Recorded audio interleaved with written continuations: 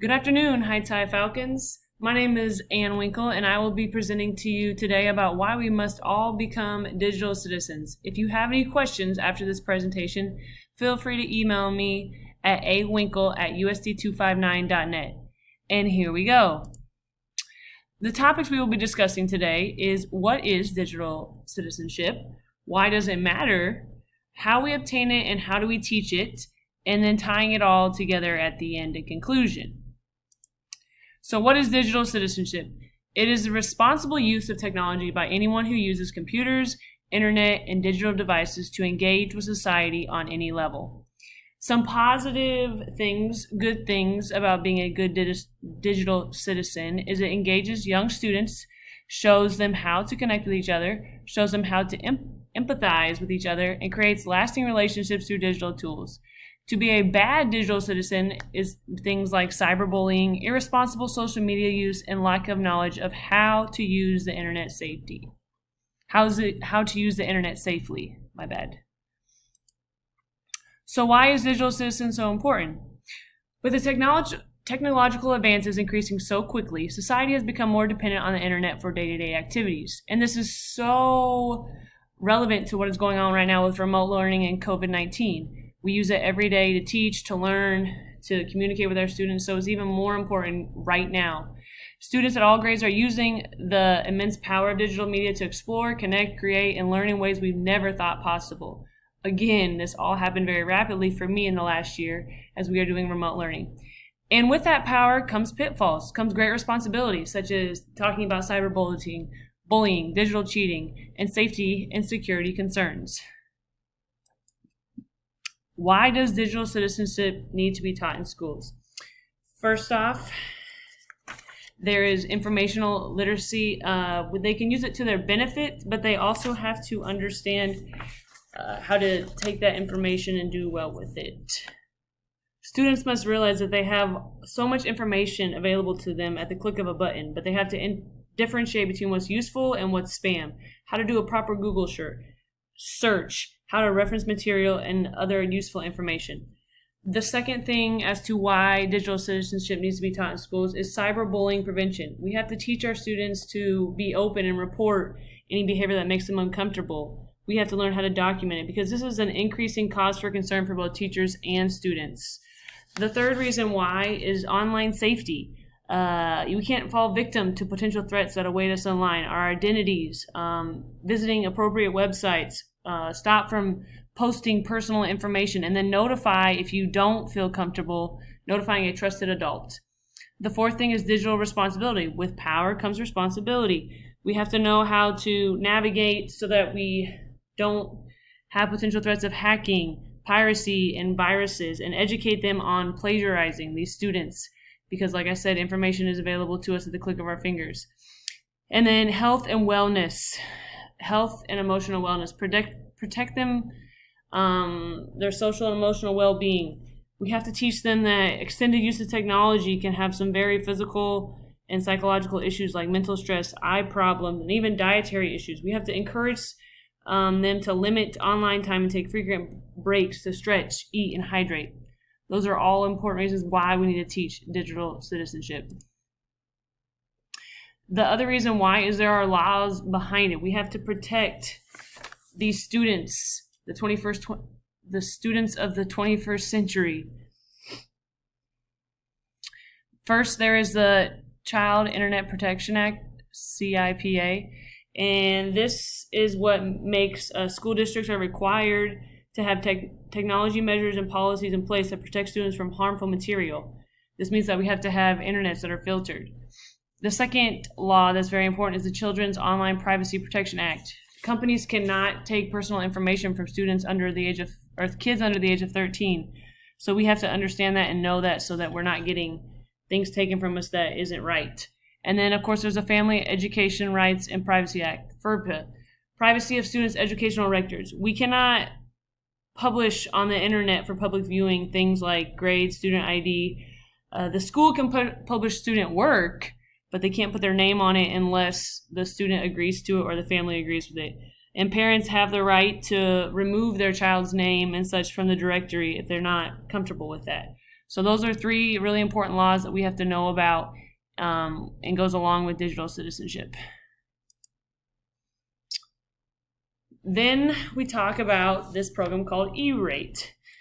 ERATE is a federal program through which schools and libraries, and that includes all K-12 public schools and all public libraries and all public elementary and secondary school libraries, they can apply for funds to purchase hardware, internet access, and telecommunications to connect students to learning opportunities.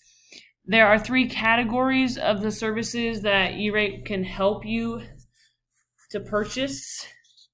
The first category is data transmission services, so that includes necessary services to support broadband connectivity in schools and libraries. The second category covers the internal connection needed for broadband connectivity. And the third one is miscellaneous, so like fees and charges, as well as funding required for installation, activation, and initial configuration. So those are the 3 categories that ERATE will help you fund. Now, to receive the funding, you have to follow some guidelines. There's 2 here. You have to have a filtered internet, so the school must filter the internet to protect students from harmful material online. And then you must demonstrate compliance with the CIPA Act that we talked about earlier. So you have to educate these minors about appropriate online behavior, cyberbullying awareness, and just being a good digital citizen overall. So those are the guidelines you have to follow in order to receive the funds from ERATE.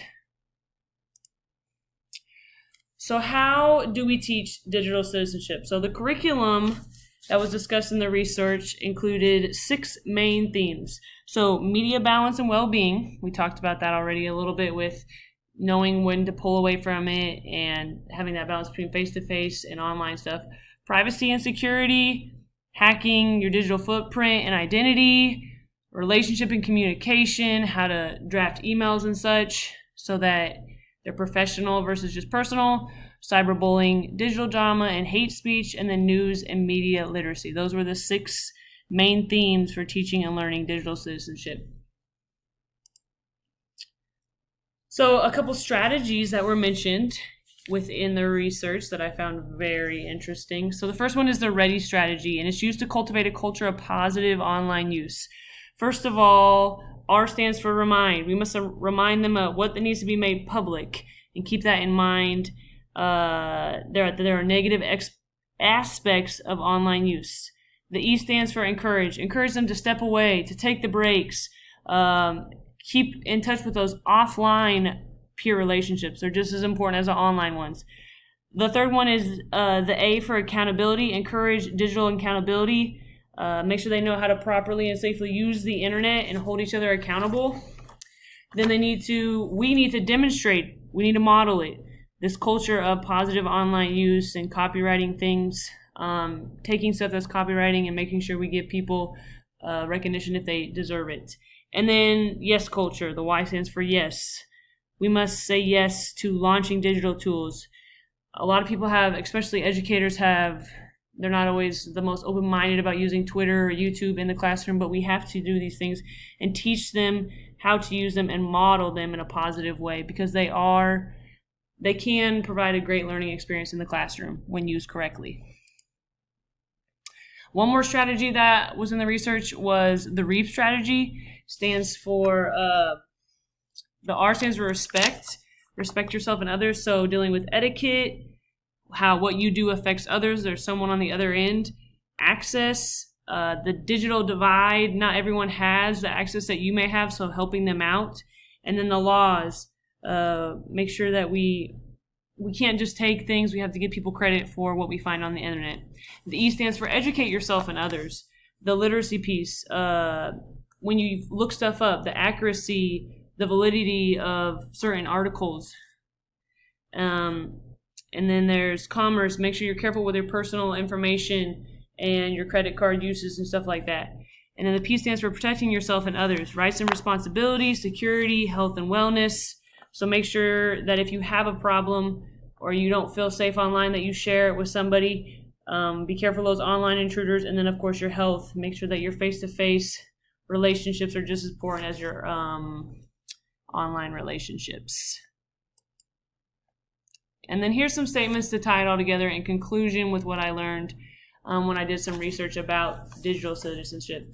So even though it is an ever-changing world with technology, the importance of teaching students how to respect and protect themselves and others remains constant. We need to teach our students how to function in this world by making digital citizenship a priority and not just another checkbox on the compliance sheet. Administrators must make teachers and students aware of safety concerns and empower students with strategies for being good digital citizens.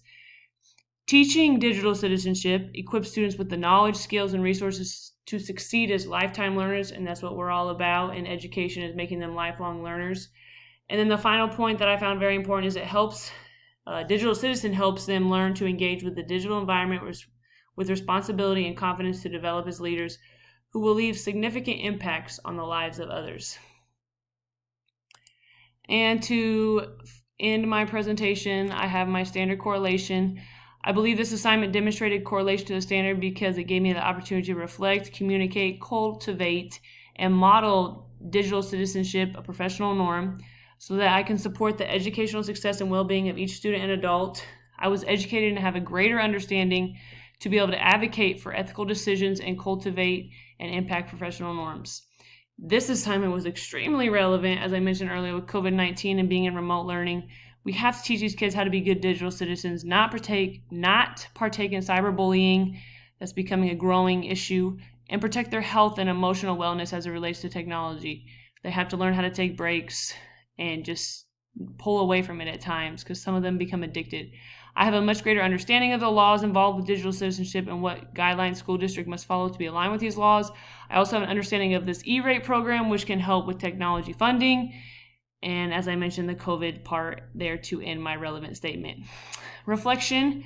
This will influence my decision as a future school leaders. I have great strategies I can share with my staff that will guide us in educating students. I know how to get funding for technology needs. I know what rules I must follow to get that funding and be an ethical leader in a technology-driven society. And I understand why it's so important to make our students good digital citizens and how it will impact the rest of their life. I really love assignments like this, where we actually get to take the research and make it a presentation that we can use later on in our career. It's very much application based. So, and to end, here are my references. Hope you enjoyed my presentation and you learned something, and have a great day. Go Falcons!